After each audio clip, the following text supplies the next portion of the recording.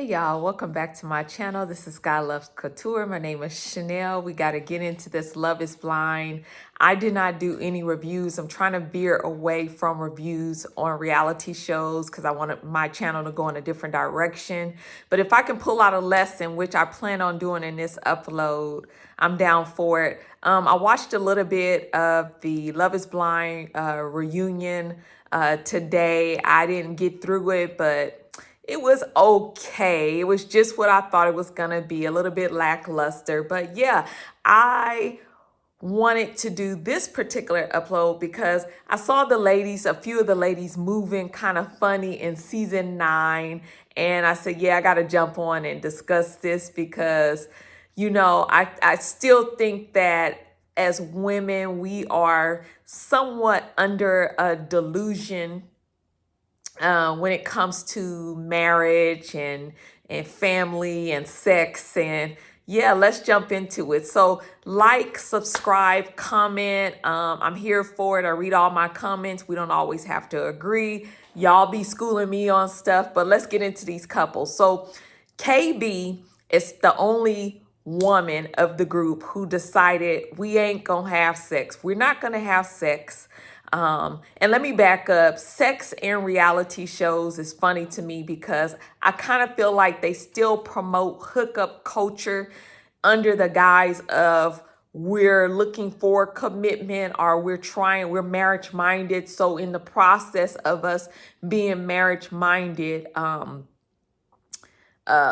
to me, it's still the same undertone like Love Island, Married at First Sight.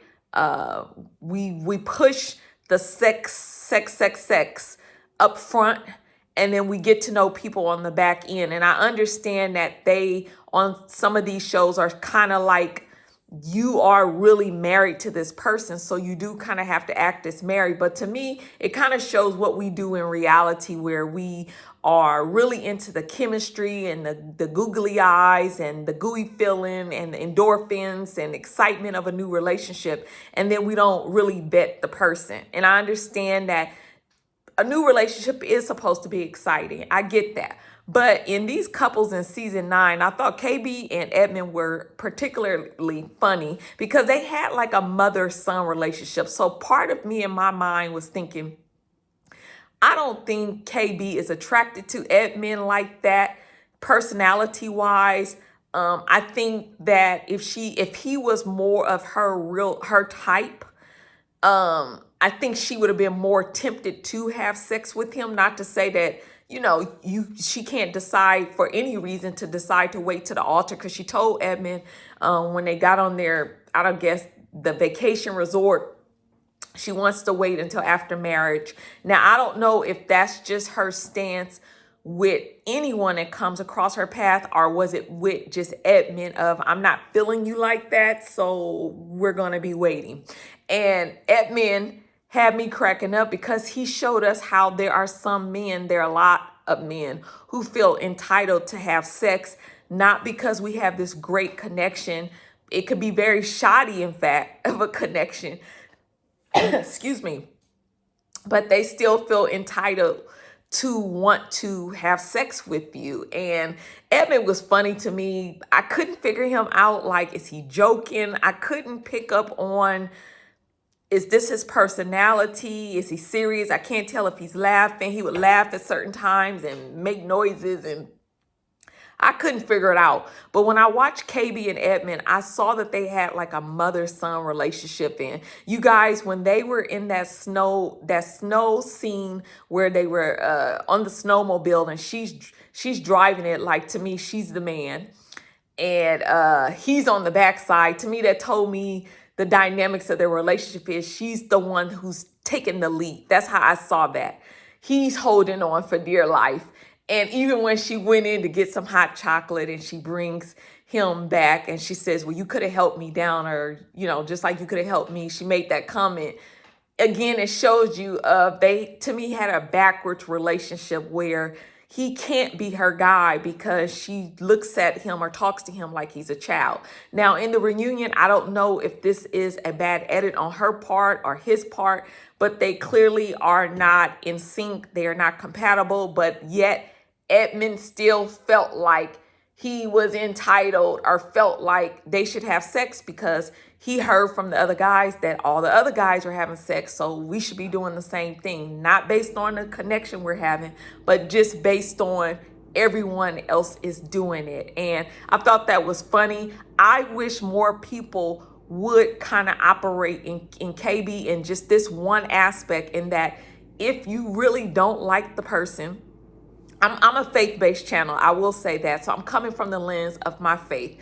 But even not, I think that if we took the time to hold off and not jump into the sack, you would learn more about the person, and you would also not form attachments to the man or to the guy if we would not sleep with him first, okay? Leave the sleeping part out, because y'all can't tell me that.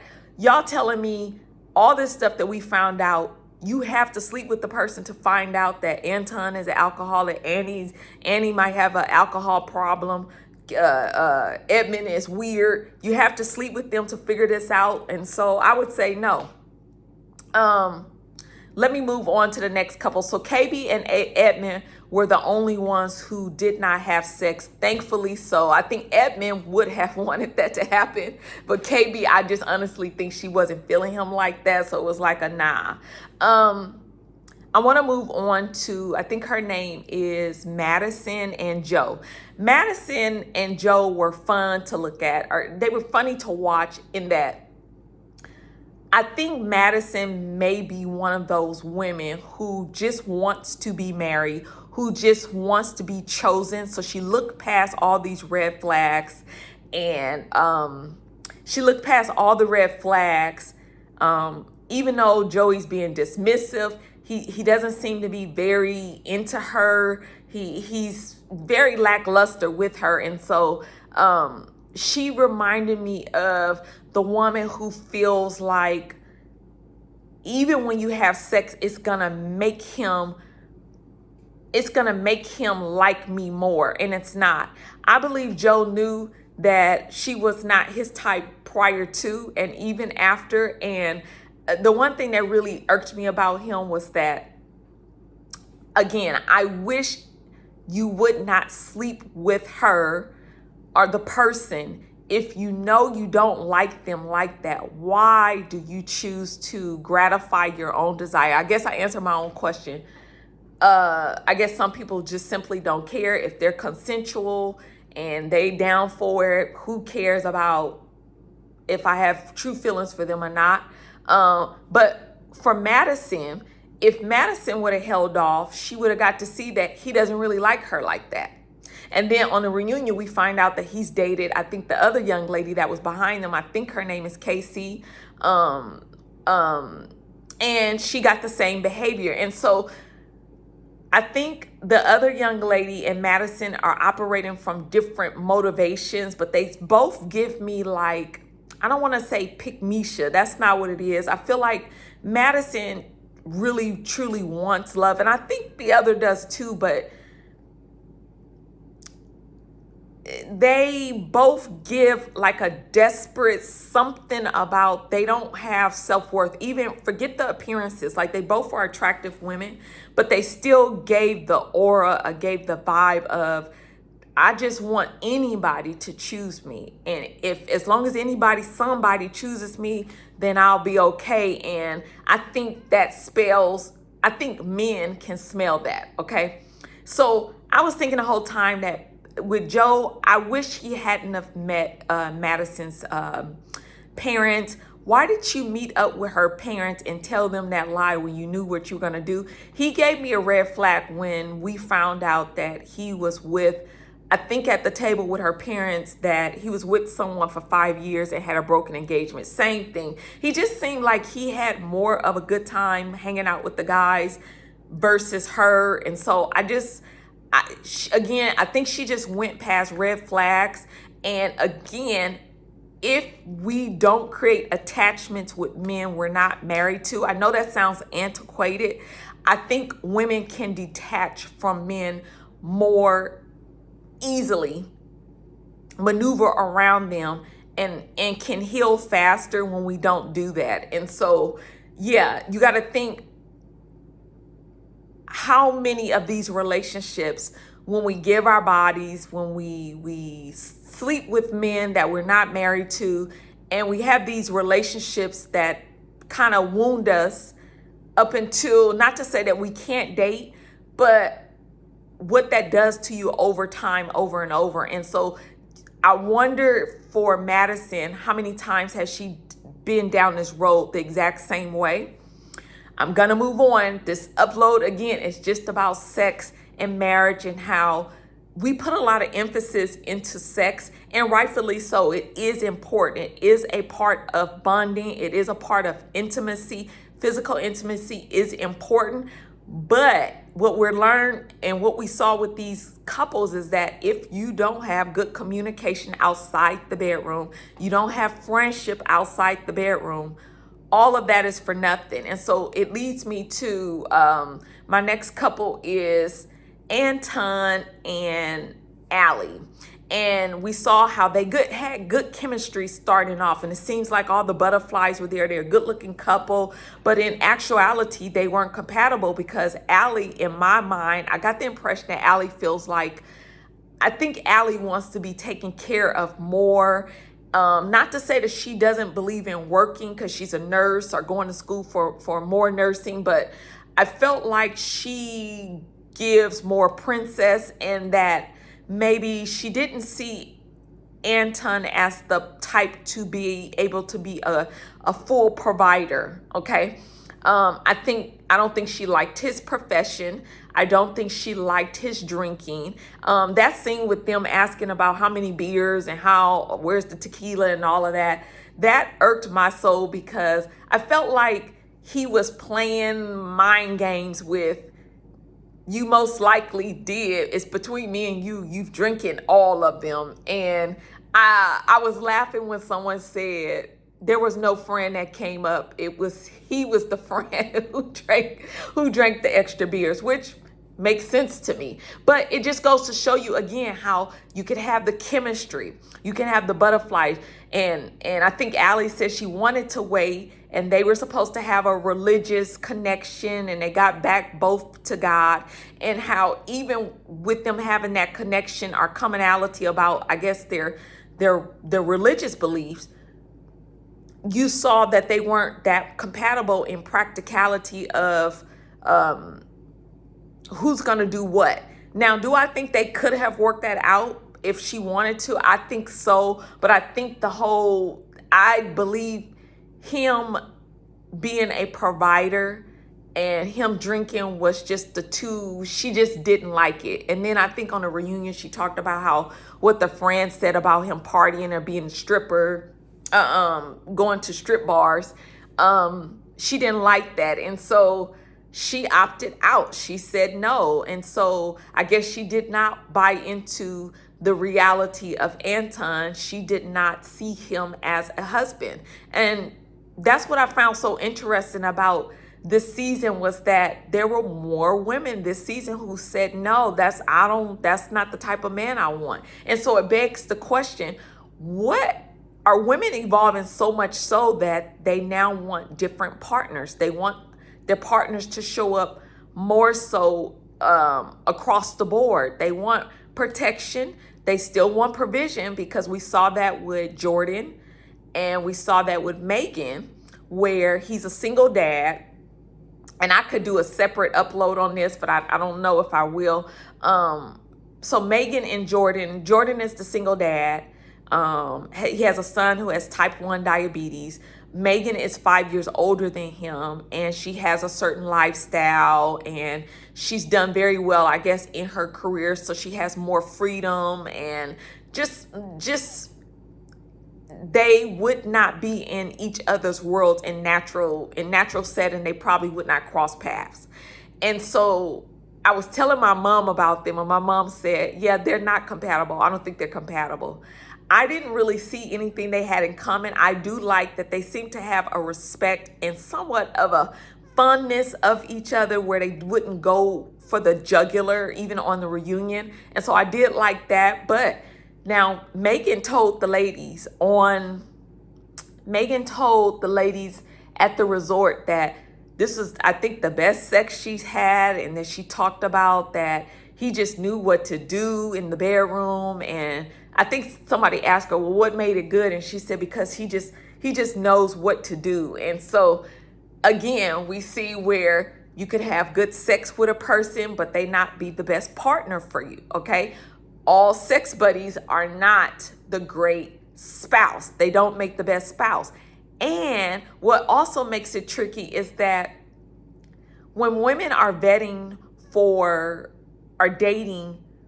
marriage, you really have to look at the person that's in front of you, because you're looking to see if he could be a good husband. You're looking to see if he could be a good father. Would he be a good role model to your children? So there's a lot that you got to intake. And so Megan and Jordan seemed to have a good rapport starting off. But to me, I didn't think they were going to work, because I feel like when a woman is dating a single dad, I understand that he's going to get help with the child, but you got to think, what is she going to get? What is she getting in exchange?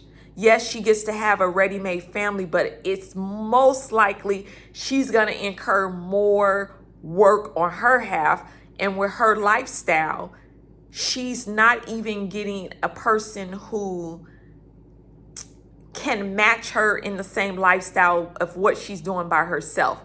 Like, again, what is she getting in the exchange? And I don't want to sound so crass and like, oh, it's just about the money. It's not about that, because I think we could see other couples of a single dad and a woman working out if they have a friendship, if they have a romance, if they have enough things in common. But with these two, it just didn't seem like. The thing I couldn't understand about Jordan was that I didn't get the impression, like, he kept saying, this is where I'm at. But I was wondering, like, does he have hopes or goals to do more in life, or to climb the ladder, or no, I'm content where I'm at. So it's pretty much, you're telling Megan, I live at this place because I have a child with this person and we got to live nearby. Fine, no problem. But what does she get out of the deal? And so these are things that I think women have to think about, because he also has to think about who's over his child. It's one thing. I've seen many people get together and they will partner with a person. They have a child or children, and it's like they'll pick out, like I've seen men pick women that's good for them, but not necessarily for their children. And that's where I think Megan was kind of feeling like, nah, I'm not going to take this deal. Like, this is not a good deal for me. What do I get out of this deal? He told her that Jordan tells her that at the end of the day, he's tired. He's talked all day, which is very understandable. I'm not going to give him a full, pow for that. But like, I feel like even with you having a hard job or tired on your job, you still have to show up for your child. So the same way you show up for your child, which you really love, if you want to be married, I don't think it's fair to ask a woman who has no kids to marry you, and then basically say, kind of in a way, you're going to get what you can get. I can give you something, but I don't have it in me. Like, to me, if that's the case, there's no benefit for a woman who has no children to buy into that. I think he seems like a great guy. I think both of them will go on to meet, great people. We saw from the reunion that Megan has gone ahead and she has had her own child now, which I thought was it was weird. It was cringy to watch, kind of like, clearly she's had a baby. She kind of looks like, yes, I've had a baby. I look different. But she had this weird expression when they panned over to her boyfriend or the father, and then she made comments like, it's been hard for us. It's not been easy. And so I don't know. It kind of felt like, well, maybe her and Jordan could get together eventually.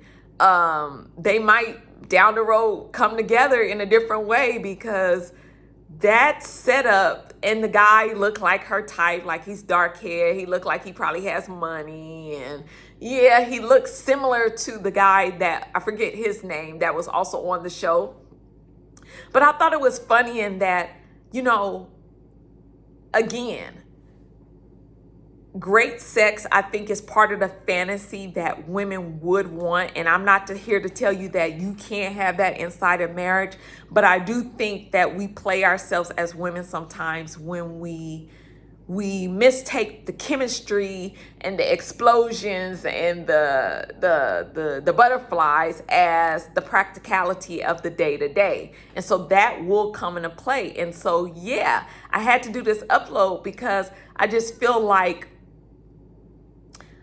reality shows and sex is kind of like hand in hand. It's like the new handshake, where we ask the serious questions on the other side, and we do all the hot tubbing and we jump in the bed. And I'm like, Love is Blind has shown us over and over that they, like, you don't know if you're sleeping with an alcoholic. We saw that two or three times per this season, in that they may have substance abuse. They may have mental issues. That's Annie, okay?